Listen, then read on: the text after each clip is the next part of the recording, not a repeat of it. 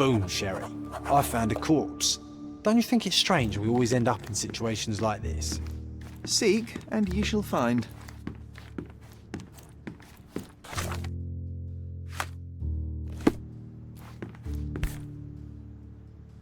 It would not be easy to cut this hat in two. Whoever is responsible is a master of their craft. Pheasant feathers. They're rare here. John, do you know any songbirds? Oh, I don't know. Partridges, birds of paradise, chickens. Okay, I might just be hungry. Another day, another death. Do you think we're just lucky?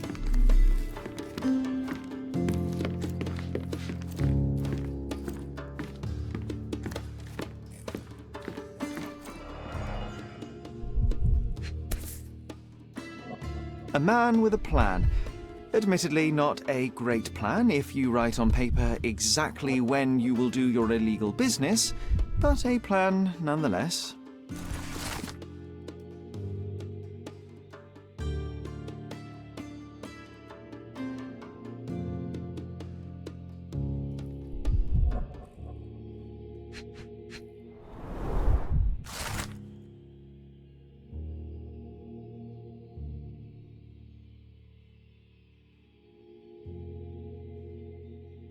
Completely healthy and ready to take part in the fencing competition.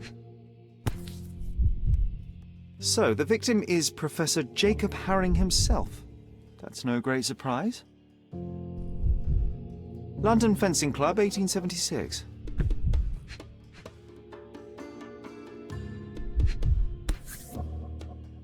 Stamped with Mr. Haring's personal seal.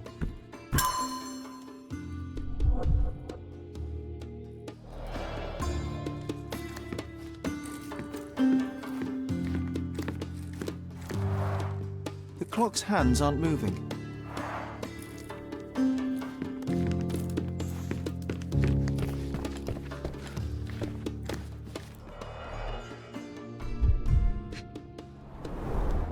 Judging by his expression, a painful and unexpected death. Pattern 1796 light cavalry sabre. His hand is clinging to his chest, but he has no stab or gunshot wounds. It looks like he died of natural causes, but something doesn't add up.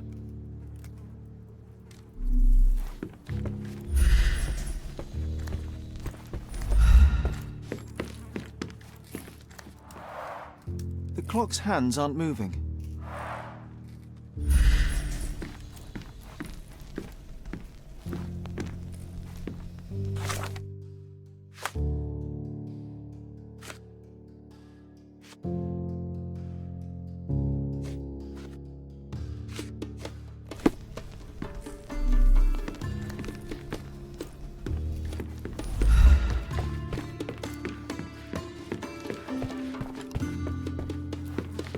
Old, but still deadly.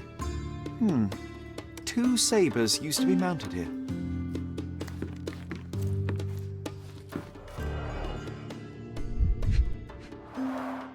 A safe behind a painting. Classic. This was opened carefully. One presumes that empty safes are not some hip new trend. If you had an enormous collection of blackmail material, where would you keep it?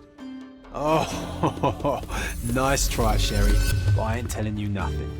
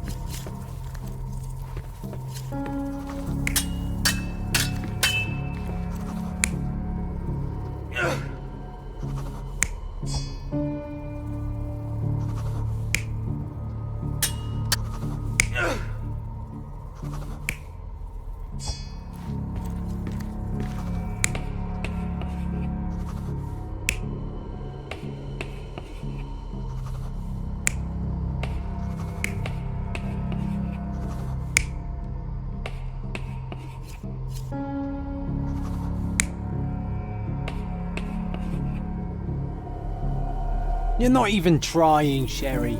Concentrate.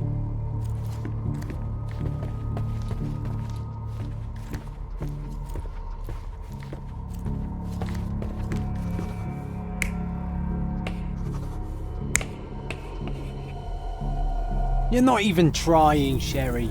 Concentrate.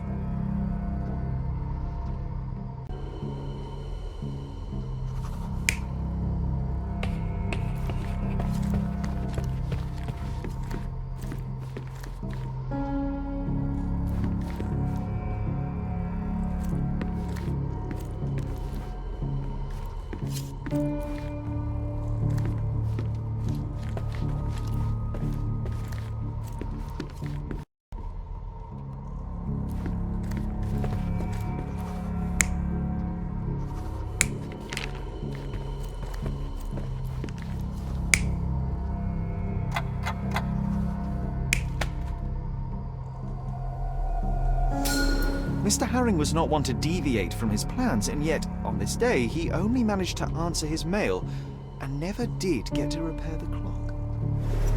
The visitor knew his schedule. They entered the house between 3:30 and 4 p.m.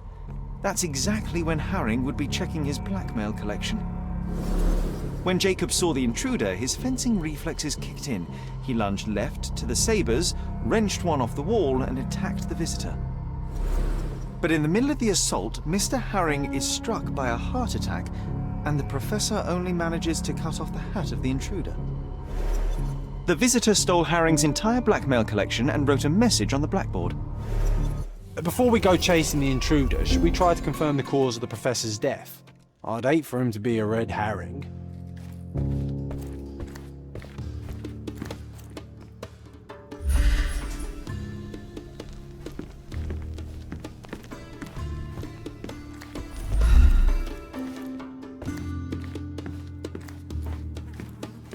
Old, but still deadly.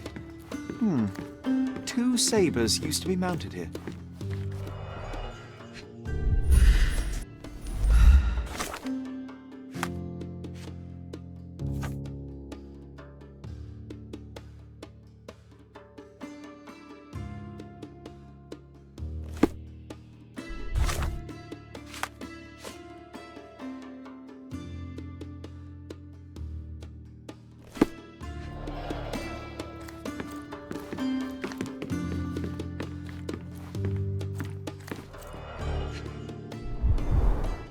Half empty, or for John, half full.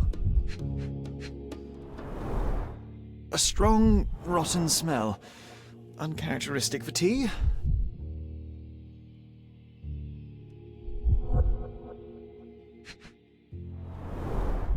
Totally empty. Even John couldn't argue with that.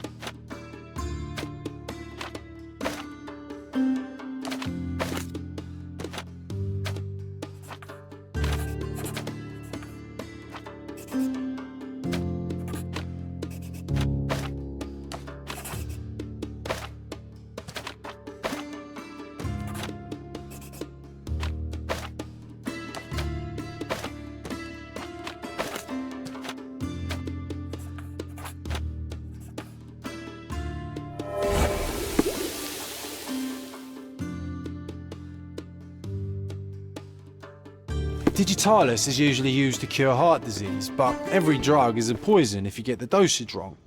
Or right, if that's your goal.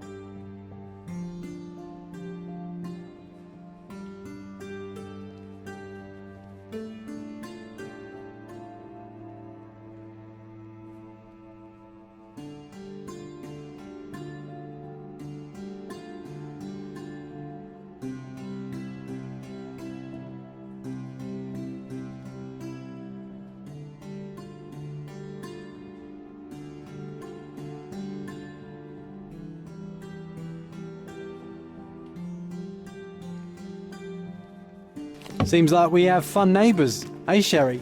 We should introduce ourselves.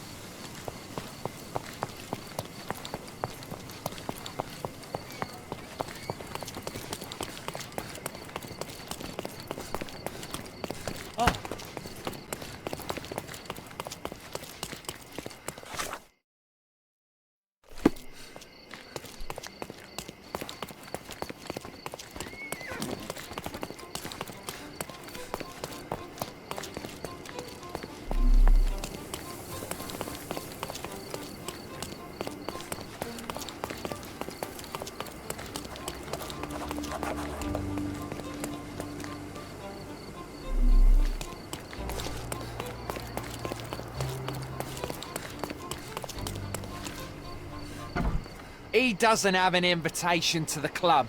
Get him, boys!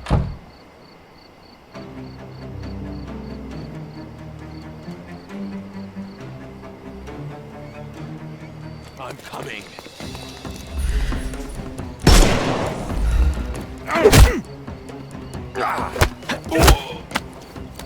No more crime for you until next month.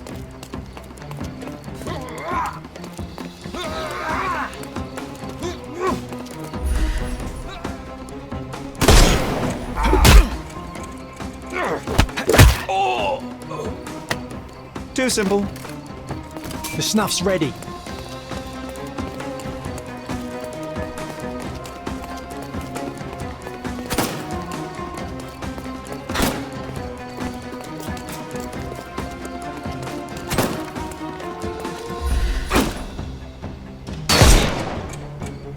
I'll put you 6 feet under!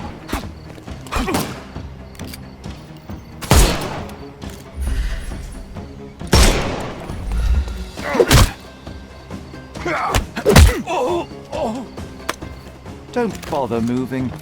Give him the pepper snuff.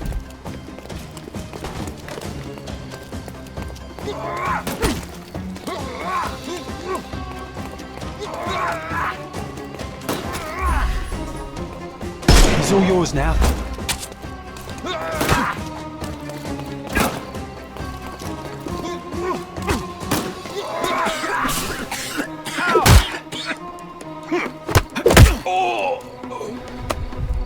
Don't cry, you'll live. No more. The snuff's ready.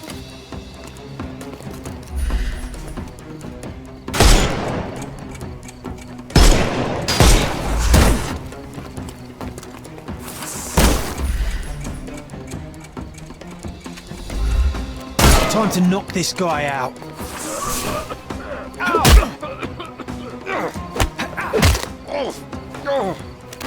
Take a rest, my friend.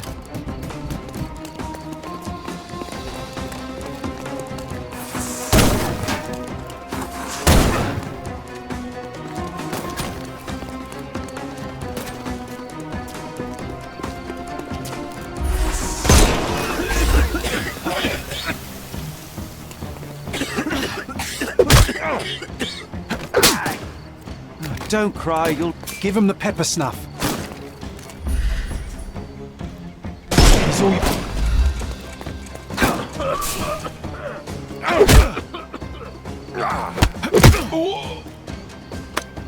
Too simple.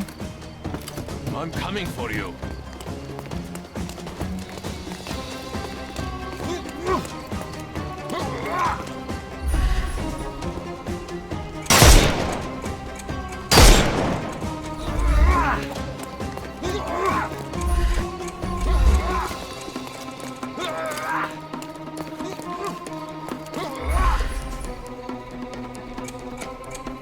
can overcome the brute now.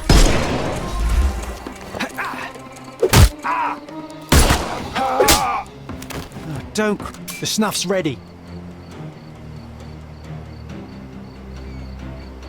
All right, fella. I give up.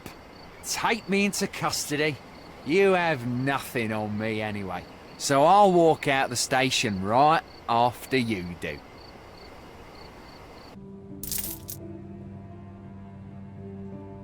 Excellent job catching this crook, sir.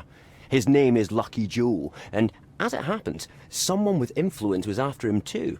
You did them a favour. I just solved the mystery, officer. If a criminal appears in my path, it merely affirms my deductions are sound. Either way, you'll be pleased to know that an anonymous tip has fingered Lucky Joe as being involved in the murder of a famous professor. We have photographs and witness statements. Not so Lucky Joe is headed straight to the gallows. Someone served him to us on a silver platter. Interesting. Well, as a vital ally in the arrest of a wanted murderer, you couldn't possibly object to me interviewing him. Well, vital? Yes, no, of course. Go ahead.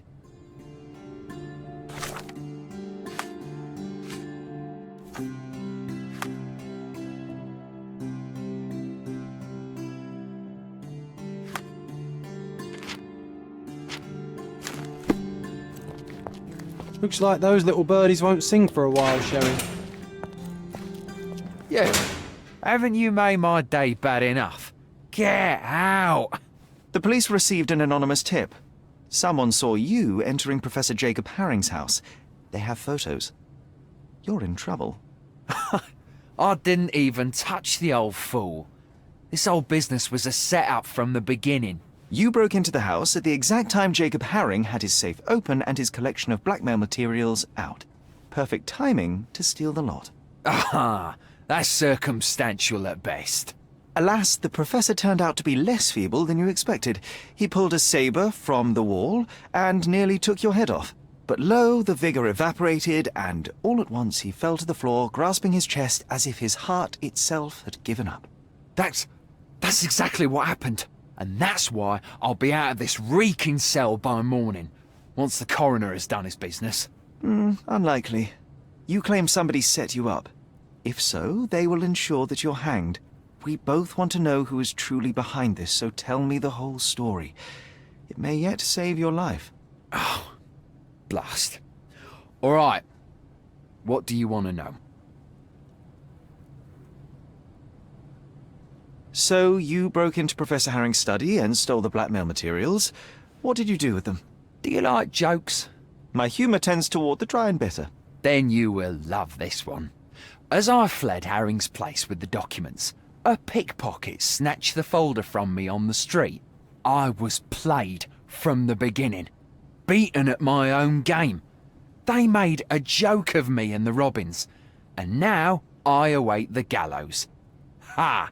Ha ha ha! Oh, you're right, it was a good joke. But now things begin to make sense. Harring's blackmail collection was hardly public knowledge. It stands to reason that whoever informed you of his existence must be who set you up. Yes, obviously. But I've never seen his face, nor do I know his name. I received a note at El Palazzo de Lusso that gave me the address of Jacob Harring. It was signed with one letter, M. I cannot believe such an established gang leader would personally engage in burglary simply because he received a letter. It was not just a letter.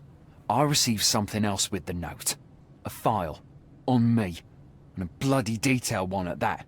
I'm not sure if it was from Harring's own collection, but it contained things that could bury me and the entire damn Robins.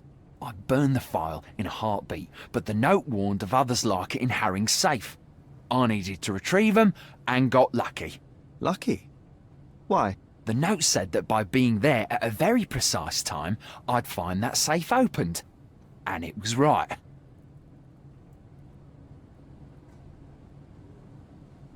Fear not, Joe. I will prove you didn't kill Professor Harring. What? Then you better do it fast. Per his schedule, Professor Harring had tea with a guest not long before you arrived. The tea in Harring's teapot was dosed with digitalis. A large dose of such a drug, coupled with physical exertion, can cause cardiac arrest.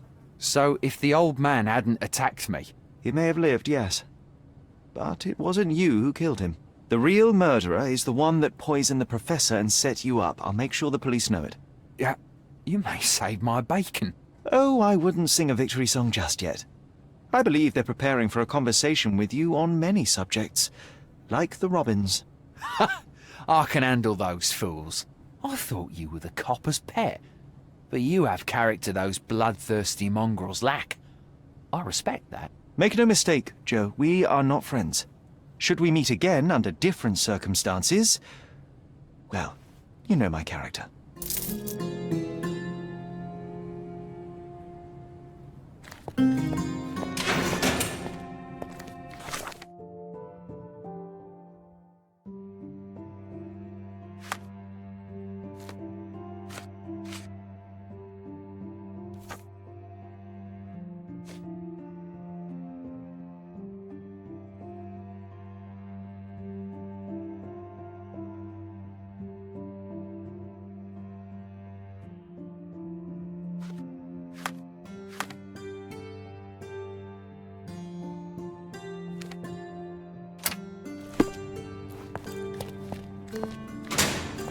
Lucky Joe is just behind this door, waiting for you. Looks like those little birdies won't sing for a while, Sherry.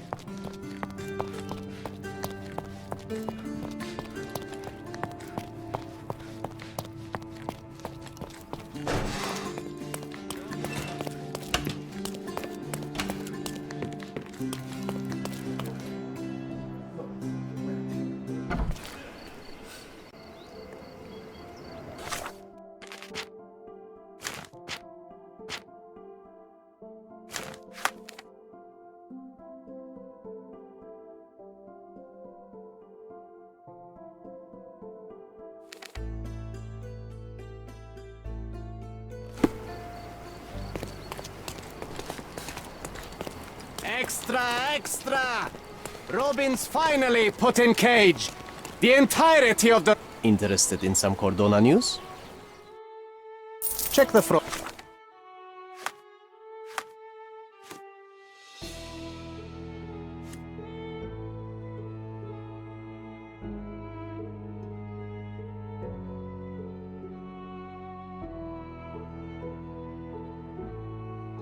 page. You won't regret it.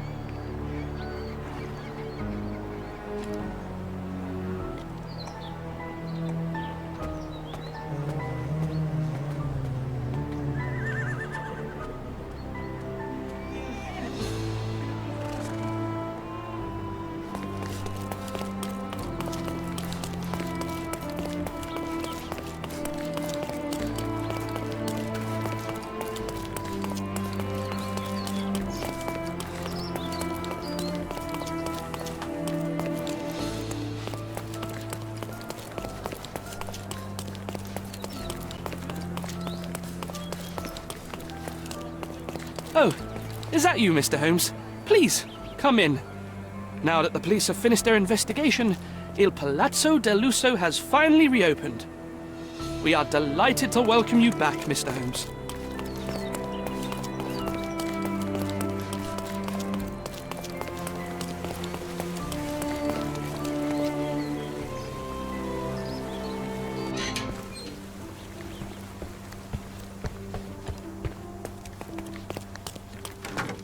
How can I help you, sir?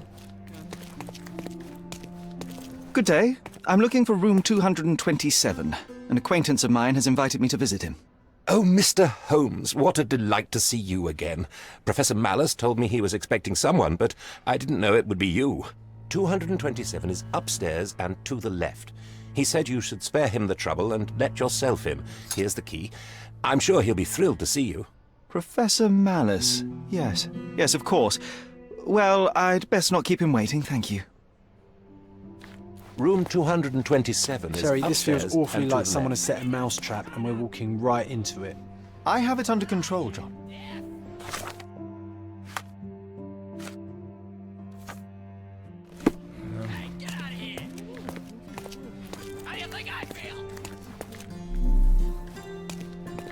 If you insist on going up there, promise me you'll be cautious.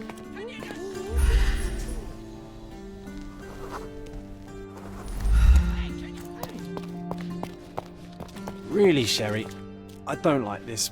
Please. Room 227. This is it.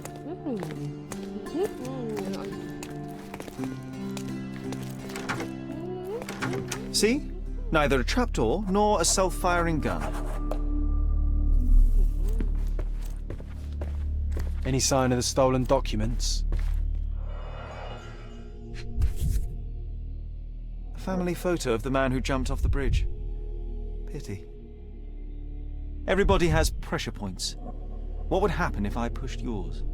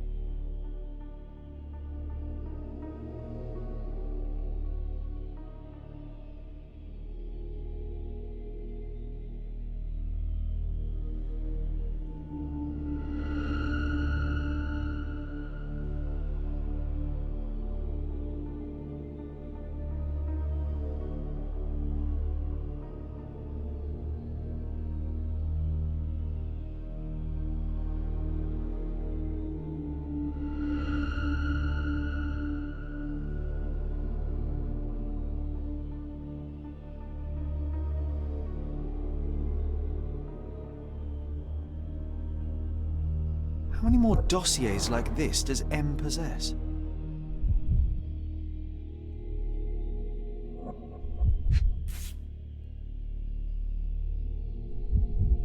Mysteries of Sirius B by Jacob Haring. Used, then discarded. Like everyone in his path. These people were not colleagues or co-conspirators, they were just implements M used to get what he wanted.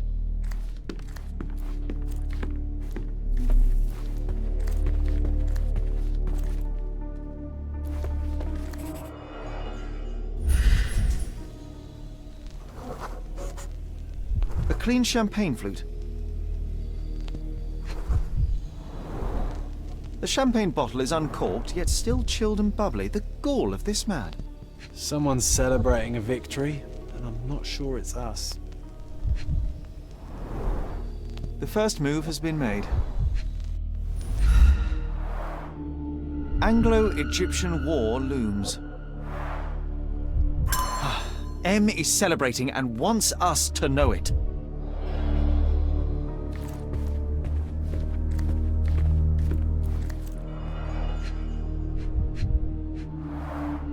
The position of naval forces in the Mediterranean.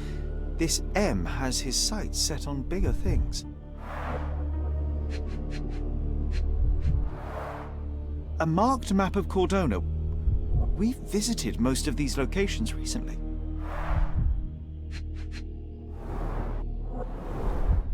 Jacob Haring, just a pawn in a complex chess match. Mycroft's agent.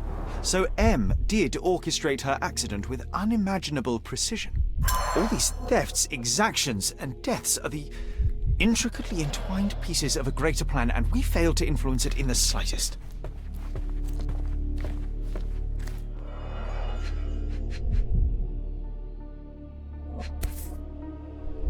A dossier on General Garnet Wolseley, but now empty. I recognize this seal from Jacob Haring's mail.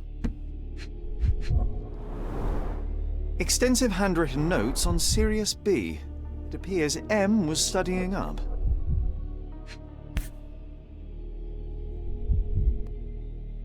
Nelson's monument in Trafalgar Square, London. I am watching you.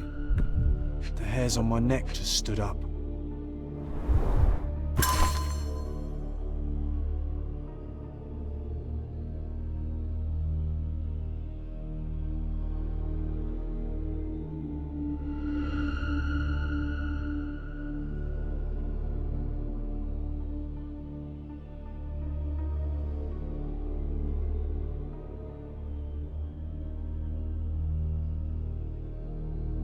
What did it say, Sherry? That I failed, John. He's gone, tore through Cordona like a hurricane and left us to sift through the wreckage. He left behind only what he wanted us to find. Infuriating. We're too late, Sherry. M set this all up for us, knowing by the time we found it, he would already have left Cordona. No, there must be something I've missed. We can still catch him. There's nothing else here. It's over. You read his letter. He laid out this makeshift museum to taunt you. Don't give him the satisfaction. I will not cede defeat. I will treat this threat with the seriousness it deserves, which is to say, my absolute attention. Then you were giving him the win, Sherlock. Have you considered you might be out of your depth? He was sitting here in this very room, spinning his web around Cordona and beyond, manipulating and murdering people, using the Mediterranean as his playground like some sodding Napoleon of crime. Are you trying to suggest? I am not suggesting. I am stating outright that he is toying with you and you are too arrogant to avoid the bait. Sherlock, we stumbled into the lion's den. Now we must slow down, be smart, and make sure we get to walk out alive. So what do you suggest? I know you want to catch him on your own, but it's time to face the facts. You lost. The smartest thing we can do now is lick our wounds and tell Mycroft everything. Mycroft? Now you are being hysterical. Look around you, Sherry. He's stealing secrets from the Crown, toying with navies, fomenting war. You cannot catch him alone. We will need all your brother's connections to stop this madman before he does worse. Perhaps you're right. He could be anywhere in Europe, and the only practical way to find him is with Mycroft's eyes and ears. I shall endeavour to tell my brother the whole story as soon as I can stomach another humiliation. Good. Thank you. And it is not humiliation, it is humility. For now, we need to put this wretched affair behind us. M has gone. Best to focus on the reason we came to Cordona in the first place. You're right. I'm glad you were here. I'm always looking out for you, brother. Thank you, John. Now, shall we?